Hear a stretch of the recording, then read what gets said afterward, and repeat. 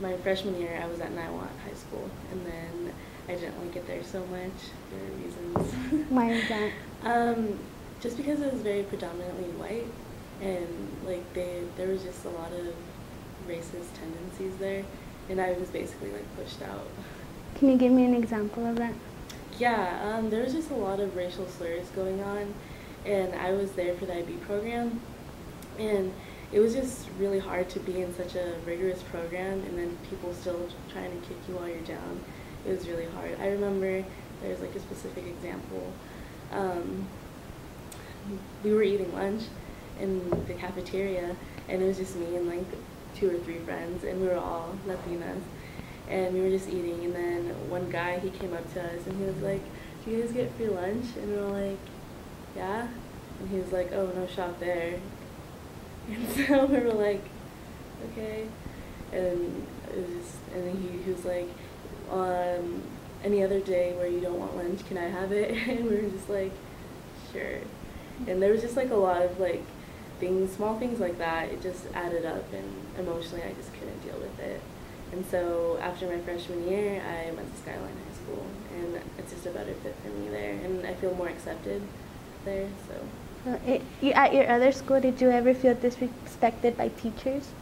At Niwot, not really. If anything, they tried to help sometimes. I remember my English teacher, Mrs. Yazzie, she was the one who was basically like my backbone through it all.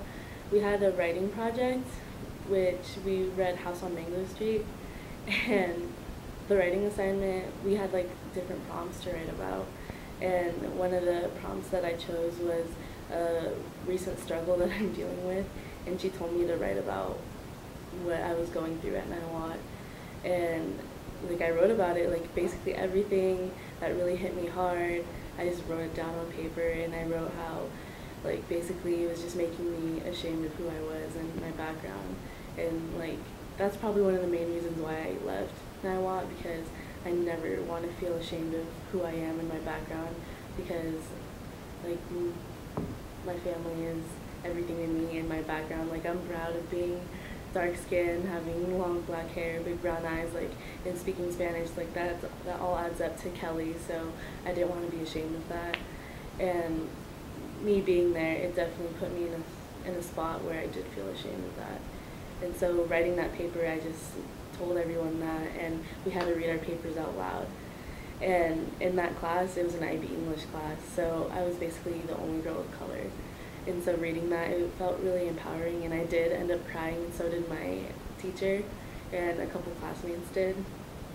And everyone was like, "We didn't know, like, that's how hard it is for you," and stuff like that. But people, I feel like they did realize it was an evident issue, but they never really want to face it, probably just because, like, for them, it hurts them to think that that's what goes on in their school, but they try to ignore the bad and try to empower the good, which is fine, but for people that it does affect, like me, it wasn't really a great environment.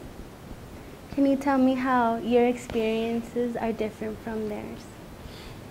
Well, just being a woman in general, that's oppressive, and so being a woman of color, that's even more oppressive, and so I feel like I've had to push my way through the rubble basically to just prove myself. Like, people, just being white, that's privilege, and being me, it's pretty hard.